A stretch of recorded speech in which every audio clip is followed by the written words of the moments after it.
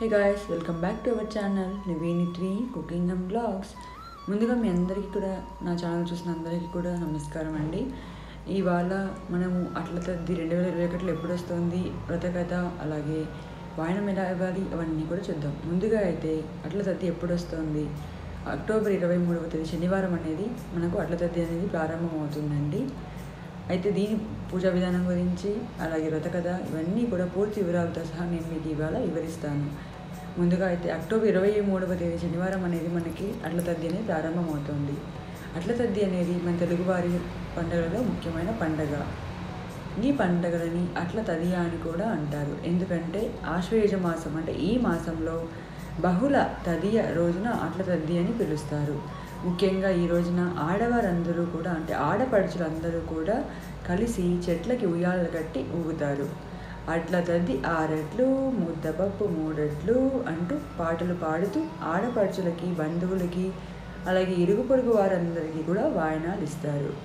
ఎంతో హుందాగా సందడిగా జరిగే ఈ పండుగ ఈసారి మనకు అక్టోబర్ 23న శనివారం అయితే రాబోతుంది.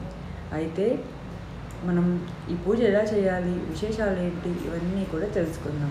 ముందుగా ఈ పండుగని పిల్లల నుంచి పెద్దల వరకు ప్రతి ఒక్క ఆడపడుచు కూడా చేసుకునే ముఖ్యమైన పండుగ. పెళ్ళిడికి వచ్చిన ప్రతి ఆడపిల్ల తన కాబోయే భర్త గురించి, అలాగే తన వివాహం గురించి, జీవితం గురించి ఎన్నో కలలు కంటూ ఉండడం సహజమే. ఆ కళలు నెరవేరాలని ఎన్నో వ్రతాలు, నోములు చేస్తుంటాం కూడా. ఇందులో ప్రతి సంవత్సరం జరుపుకునే అట్లతద్ది నోము ఈ వివాహిక సంబంధాన్ని గురించి ముఖ్యమైనది. ఆశ్వయుజ మాసంలో విజయదశమి తర్వాత వచ్చే తదియ నాడు ఈ పండుగను జరుపుకుంటాము. 5 ఏళ్ళు దాటిన బాలికల నుంచి పండు ముత్తైదుల వరకు కూడా ఈ అట్లతద్ది చేసుకుంటారు. మంచి భర్తలు రావాలని ఈ పూజలు చేస్తారు. అవివాహిత యువతులు అంటే పెళ్లి కాని ఆడపిల్లలు ఈ పూజ చేసుకుంటే మంచి భర్త దొరుకుతాడు. అలాగే వివాహితులకి మంచి భర్త దొరికినందుకు అతడు ఆరోగ్యంగా ఉండాలని కోరుకుంటారు. అలాగే పిల్లలు లేని వారికి సంతానం కూడా లభిస్తుంది. అలాగే సంతానం ఉన్నవారికి ఆ సంతానము ఎంతో చక్కగా ఉండి వారి జీవితాలు 3 పువ్వులు 6 కాయలుగా కొనసాగుతుంది. అయితే మనం పెళ్ళి అయిన తర్వాత మనం 10 సంవత్సరాల పాటు ఈ పూజను తప్పనిసరిగా చేసి సమాప్తం అయిపోయిన తర్వాత గుర్తుగా ఉద్యాపన కూడా తప్పకుండా చేయాలి. అంటే చివరిసారి పూజ చేసి ముత్తైదువులను పిలిచి వాయనాలు ఇచ్చి కనుల పండుగగా ముగిస్తారు. దీనికి ఒక కథ కూడా ఉందండి, దాని గురించి తెలుసుకుందాం. త్రిలోక సంచారి నారదుడు ప్రోద్బలంతో శివునిని తన పతిగా పొందడానికి పార్వతీదేవి తొలుత చేసిన విశిష్టమైన వ్రతమే ఈ అట్లతద్ది.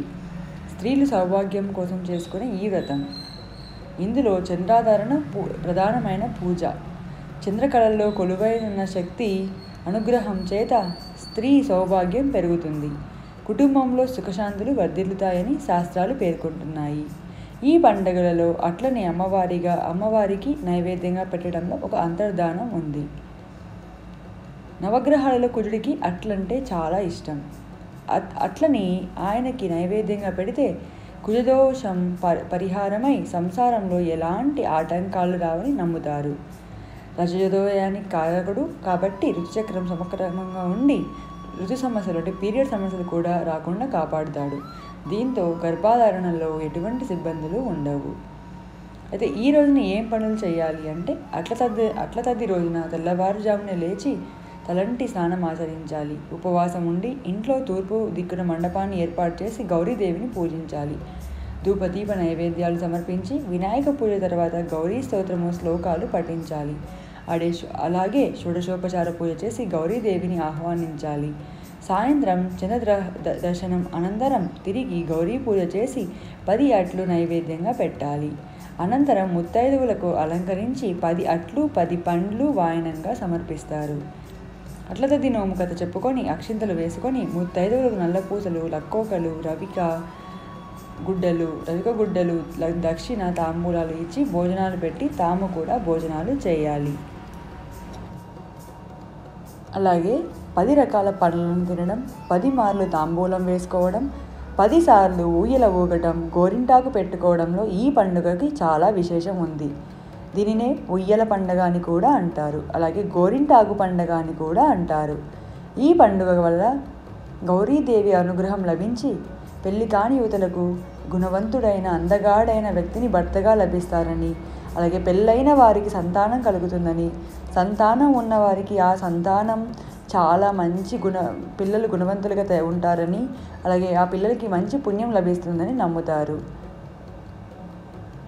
సో ఇది ఫ్రెండ్స్, మనము గౌరీదేవిని అట్లతద్ది నాడు అంటే అక్టోబర్ 23న శనివారం రోజున మనము ఈ విధంగా గౌరీదేవిని పసుపు ముద్దగా భావించి, పసుపు ముద్దలో మనం గౌరీదేవికి మనం ఆహ్వానించి షోడశోపచార పూజ చేసి అమ్మవారి అనుగ్రహం పొంది ఆ రోజంతా కూడా ఉపవాసం ఉంది.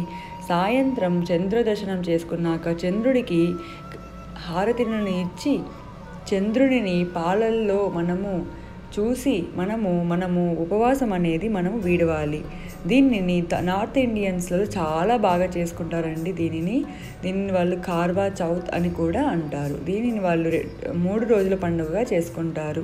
అక్టోబర్ 22న వీళ్ళు మొదలుపెట్టి అక్టోబర్ 23, అక్టోబర్ 24 వరకు ఈ పండుగను అయితే చేసుకుంటారు. మన తెలుగువారు కూడా అక్టోబర్ 23న మనకి తదియ తిథి ఉంది కాబట్టి ఆ రోజున చేసుకుంటాం. సో ఈ వీడియో కానీ మీకు నచ్చినట్లయితే లైక్ చేయండి, ఎవరికైనా చెప్పాలనుకుంటే షేర్ చేయండి. అలాగే మన ఛానల్లో ఈ వీడియోని ఎవరైనా ఫస్ట్ టైం చూస్తున్నారనుకుంటే సబ్స్క్రైబ్ చేయడం మాత్రం మర్చిపోకండి. దాంతోపాటు మన ఛానల్లో ఉన్న వీడియోస్ అన్నీ కూడా చూసేయండి. Thanks for watching.